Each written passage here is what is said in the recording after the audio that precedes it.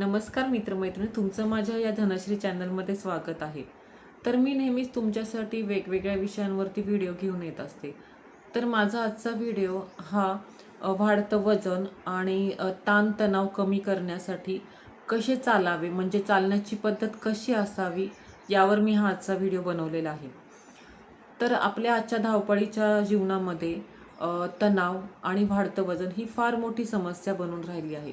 तर मी आज तुम्हाला सांगणार आहे की जपानी लोकांची जी चालण्याची पद्धत आहे ती कशी आहे आणि आपण त्याला फॉलो केली तर त्याचा आपल्या शरीराला काय फायदे होऊ शकतात हे मी तुम्हाला आज सांगणार आहे। जपानी लोक निरोगी राहण्यासाठी एक खास चालण्याची पद्धत फॉलो करतात जी वजन नियंत्रणात ठेवण्याबरोबरच शरीराला अनेक फायदे देऊ शकते। तर जपान हा जगामध्ये असा देश आहे की तिथल्या लोकांच्या आरोग्याचा आदर्श अनेक देशांमध्ये दिला जातो। जपानी लोकांची दीर्घायुष्याची परंपरा आणि 90 ते 100 वर्षापर्यंत निरोगी राहण्याची क्षमता यामागे त्यांची साधी पण प्रभावी जीवनशैली मोठ्या प्रमाणात कारणीभूत आहे असं तज्ज्ञ लोक सांगतात। जपानी लोक रोजच्या आयुष्यात शरीर सक्रिय ठेवण्यावर भर देतात। विशेष म्हणजे ते फिट राहण्यासाठी चालण्याची एक अशी खास पद्धत वापरतात की ही पद्धत फक्त चालणं नसून शरीर, मन व श्वास यांचा समतोल राखणारी एक प्रकारची माइंडफुल एक्सरसाइज मानली जाते। त्यामुळे जगभरात या वॉकिंगला लॉंग लाईफ सिक्रेट म्हणून ओळखले जाते। जपानी लोक चालण्याच्या काही वेगवेगळ्या पद्धतीचा अवलंब करतात। त्यापैकी एक प्रकारची पद्धत म्हणजे एक वॉकिंग पद्धत म्हणजे हिरव्यागार जंगलात किंवा पार्कमध्ये शांत वातावरणात चालणं। निसर्गाच्या सानिध्यात चालल्यामुळे मन शांत राहतं आणि मानसिक तणाव कमी होण्यास मदत मिळते। तसेच दुसरी पद्धत म्हणजे पोश्चर वॉकिंग। या पद्धतीत चालताना शरीराचं पोश्चर योग्य ठेवण्यावर भर दिला जातो। म्हणजे पाठीचा कणा सरळ, खांदे सैल व डोकं संतुलित ठेवून चालण्यामुळे शरीराची ठेवण सुधारते। त्यामुळे पाठीचा त्रास कमी होतो आणि शरीर अधिक मजबूत बनते। तसेच तिसरी पद्धत अशी आहे की जपानी लोक निको वॉकिंग करतात। निको वॉकिंग म्हणजे काय?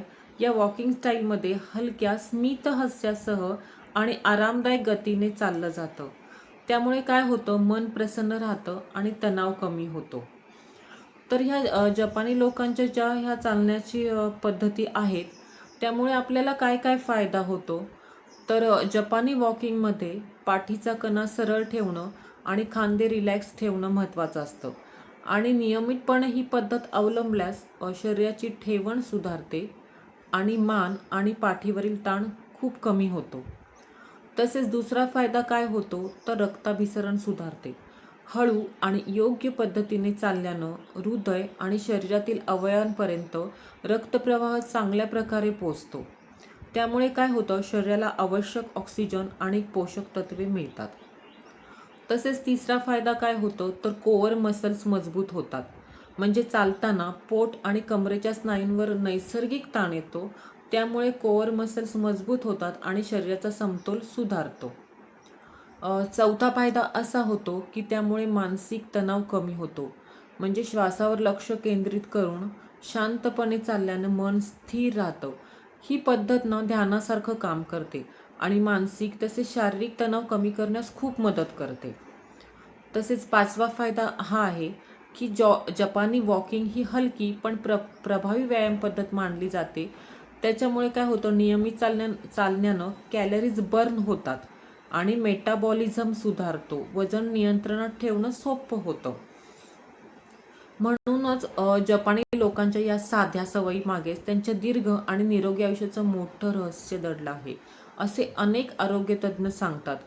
म्हणून आपण जर रोज काही वेळ शांतपणे त्यांची चालण्याची जर ही सवय लावली तर आपले पण शरीर आणि मन दोन्ही निरोगी राहू शकतात। आणि आपण काय करतो, महागडे जिम लावतो, अवघड व्यायाम करतो, त्यापेक्षा जर ह्या योग्य पद्धतीने चाललं तर हे सुद्धा आरोग्य टिकवण्यासाठी खूप प्रभावी सवय ठरू शकते। तर तुम्हाला हा आजचा माझा व्हिडिओ कसा वाटला हे नक्की सांगा। आवडल्यास लाईक करा, शेअर करा आणि सबस्क्राईब करा। धन्यवाद।